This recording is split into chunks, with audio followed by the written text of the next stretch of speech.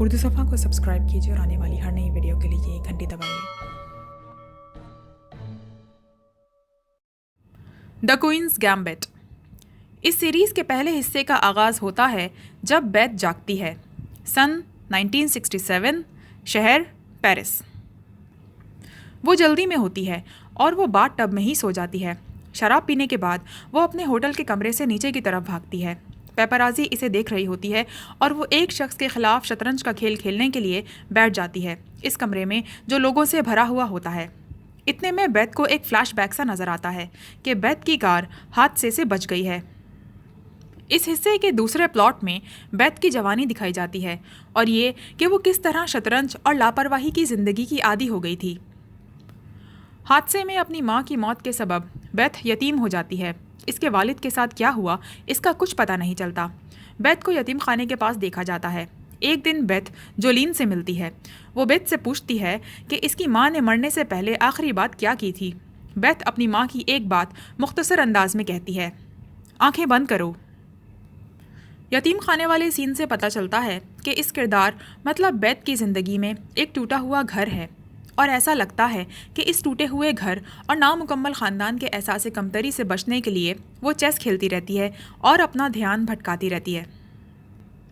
اس کے بعد ہوتا یوں ہے کہ بیتھ کچھ نشہ آور گولیاں لیتی ہے اور وہ یتیم خانے میں گھومنے کی کوشش کرتی ہے۔ بیتھ کو یاد آتا ہے کہ جب اس کے والد پال نے واپس جانے کی کوشش کی تھی، وہ اپنی بیوی ایلس سے پوچھتا ہے کہ کیا وہ بیتھ کو دیکھ سکتا ہے۔ پال ایلس کو کہتا ہے کہ وہ اس سے ملنے کی کوشش کر کر کے تھک گیا ہے اور اب وہ مزید کوشش نہیں کر سکتا۔ یتیم خانے میں کلاس کے دوران بیتھ کو طے خانے میں بھیجا جاتا ہے۔ وہ دیکھتی ہے کہ مسٹر شائبل نامی ایک شخص خود ہی شطرنج کھیل رہا ہوتا ہے اور بیتھ کو یہ بہت دلچسپ لگتا ہے۔ وہ اگلے دن مسٹر شائبل سے بات کرنے کی کوشش کرتی ہے لیکن وہ اسے شطرنج دکھانے کے لیے نہیں مانتا۔ رات کے وقت سونے سے پہلے وہ اپنے خیالوں میں خود ہی شطرنج بنا لیتی ہے اور کھیلتی ہے۔ پھر اسے یاد آتا ہے کہ جولین نے اسے کہا تھا کہ وہ گولیاں رات کے وقت بھی لے لیا کرے۔ کچھ دن بعد بیتھ شطرنج پہلی بار کھیلتی ہے اور اس کا کھیل اس مقابلے کو بھڑکا دیتا ہے۔ بیتھ مسٹر شائبل کے ساتھ شطرنج پر بات کرنے کے لیے ایک بار پھر کوشش کرتی ہے۔ وہ اسے کہتا ہے کہ لڑکیاں شطرنج نہیں کھیلتیں۔ بیتھ یہ ظاہر کرتی ہے کہ وہ پہلے سے کتنا سیکھ چکی ہے۔ پھر شائبل جلدی سے اسے ایک گیم کی پیشکش کرتا ہے۔ وہ دونوں کھیلتے ہیں اور آخر کار مسٹر شائبل بیتھ کو ہرا دیتے ہیں۔ رات کے وقت بیتھ اپنی شطرنج کی چالوں پر غور کرتی ہے تاکہ وہ اپنا کھیل بہتر کر سکے۔ اگلے دن بیتھ شطرنج میں ملکہ کو کھو دیتی ہے اور مسٹر شائبل اسے کھیل چھوڑ کے جانے کا کہہ دیتے ہیں لیکن وہ ابھی اور کھیل کھیلنا چاہتی ہے۔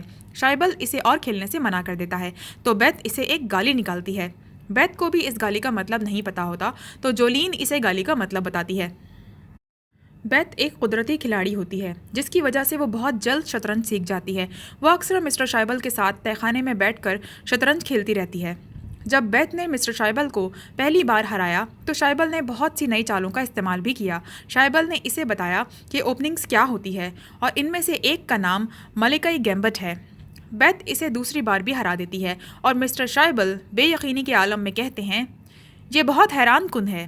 وہ بیتھ سے متاثر ہو جاتے ہیں اور اسے اوپننگز کی ایک کتاب دیتے ہیں۔ مسٹر شائبل کھیلنے کے لیے شطرنج کے کلب سے مسٹر گونز سے بیتھ کو ملواتا ہے۔ وہ اس شخص کو آسانی سے ہرا دیتی ہے۔ مسٹر گونز بیتھ سے پوچھتا ہے کہ وہ کہاں کھیلتی ہے۔ وہ اسے بتاتی ہے کہ وہ اپنے سر مطلب اپنے خیالوں میں کھیلتی رہتی ہے۔ مسٹر گونز اسے ایک تحفہ پیش کرتا ہے جو کہ ایک گڑیا ہوتی ہے۔ اس کے بعد بیتھ مسٹر شائبل اور گونز دونوں کے ساتھ دو الگ بورڈز پر ایک ساتھ کھیلتی ہے اور وہ ان دونوں کو ایک ساتھ ہرا دیتی ہے۔ مسٹر گونز چاہتے ہیں کہ بیتھ ہائی اسکول میں شطرنج کلب میں ہونے والے ہر جمعرات کے مقابلے میں شامل ہو جائے۔ وہ چاہتے ہیں کہ بیتھ بیک وقت سب کے ساتھ کھیلے۔ یتیم خانے کی سربراہ ہیلن ڈیوڈوف بیتھ کے کلب میں شرکت کی اجازت دے دیتی ہے۔ وہ بیتھ سے کہتی ہے کہ اب وہ طے خانے میں شطرنج نہیں کھیل سکتی۔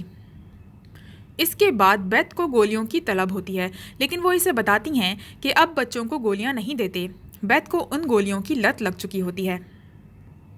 اگلے منظر میں دکھایا جاتا ہے کہ جولین بیتھ سے پوچھتی ہے کہ وہ واپس کب جا رہی ہے لیکن اگلے ہی دن بیتھ شطرنج کے کلب کا رخ کرتی ہے۔ جولین اسے کچھ مقدار میں وہی گولیاں دوبارہ دے دیتی ہے اور اس کی اچھی قسمت کی دعا دیتی ہے۔ ہائی اسکول میں شطرنج کھیلنے والے لڑکوں کا ایک گروپ کلب میں داخل ہوتا ہے۔ بیتھ کو ان سب کے ساتھ اکٹھا کھیلنا ہوتا ہے. جب وہ ان سب پہ بھاری پڑ جاتی ہے وہاں طالبہ کا ایک ہجوم جمع ہو جاتا ہے. بیتھ تقریباً 1 گھنٹے 20 منٹ میں سارے لڑکوں کو شکست دے دیتی ہے. وہ فخر کے ساتھ مسٹر ٹرائبل کو بتاتی ہے کہ کیا ہوا ہے. بیتھ کو اب گولیوں کی طلب ہونے لگتی ہے. بیتھ تہہ خانے سے کچھ سامان پکڑتی ہے اور رات کے وقت جب باقی سب فلم دیکھ رہے ہوتے ہیں وہ باتھ روم جانے کا بہانہ کرتی ہے لیکن کیمسٹ میں چلی جاتی ہے. بیتھ مٹھی بھر گولیاں اٹھاتی ہے اور منہ میں ڈال لیتی ہے اور بہت ساری گولیاں اپنی جیب میں بھی ڈالتی ہے. جب فلم ختم ہوتی ہے بیتھ کو ہیلن ڈیورڈوف پکڑ لیتی ہیں. کیونکہ بیتھ نے بہت زیادہ نشہ کیا ہوتا ہے تو برتن اس کے ہاتھ سے گرنے لگتے ہیں اور وہ خود بھی گر جاتی ہے. اس کے ساتھ ہی پہلا حصہ اپنے اختتام کو پہنچتا ہے. لائک، کامنٹ، شیئر، پریس دی بیل آئکن.